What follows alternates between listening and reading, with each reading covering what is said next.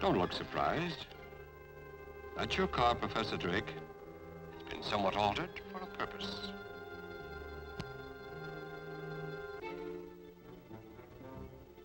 That won't help. Each door is automatically locked. Relax, Professor. I'll do the driving.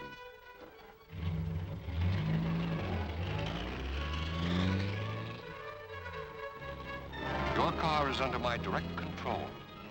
You can't see me, but I can see you from my remote point.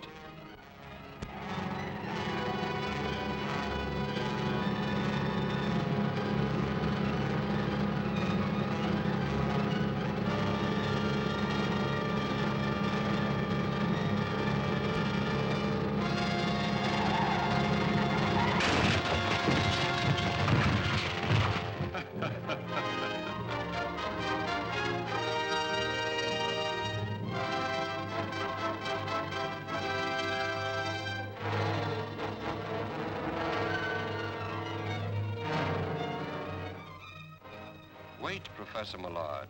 You've been working too hard. Life isn't worth it. Your life. Remember poor Professor Drake and Kenyon and Bennett? The papers said their deaths were accidental. But you didn't believe that, did you? You've begun to suspect more than is good for you. Or for me. Now we shall see what the papers say about your death.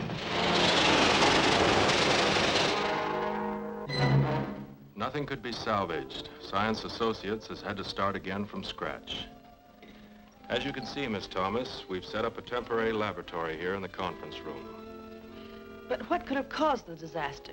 An unavoidable accident.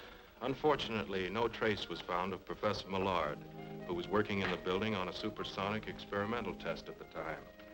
That is about all we can tell you. Can or dare? I've given you facts. You also gave me the facts on Professor Drake's death.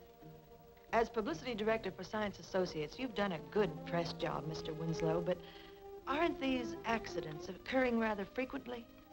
This is a scientific experimental project. There is always an element of danger. As well as sabotage? Now you're being melodramatic. No, realistic.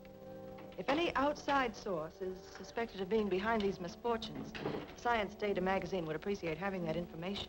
Spoken like a true reporter, Miss Thomas. But Science Associates is a too isolated and unpublicized project to attract sabotage.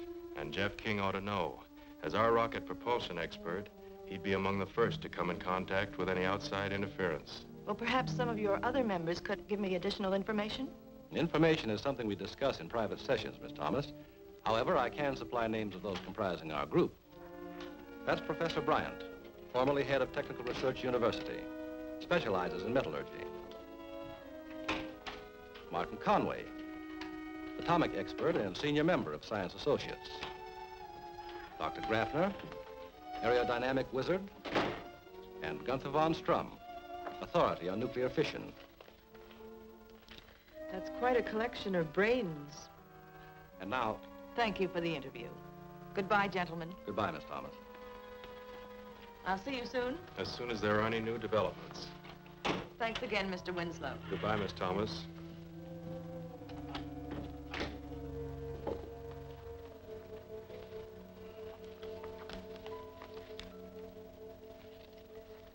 The meeting is called to order, gentlemen.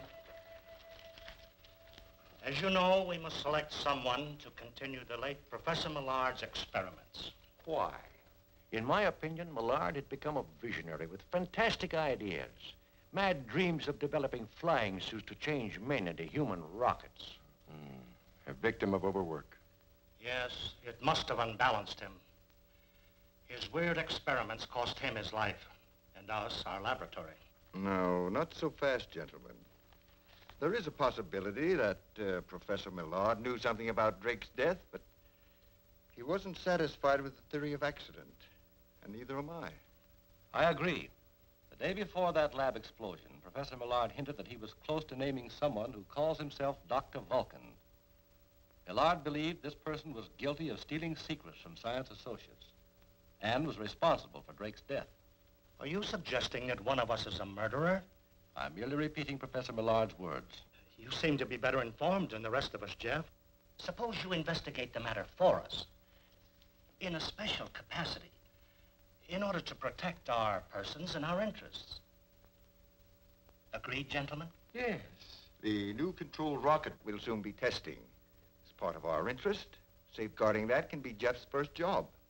All right, gentlemen, I accept. I'll arrange for the secret transportation of the guided missile to the testing grounds. Well, if there's nothing more at the moment, I move that this session adjourn. Second. Meeting adjourned.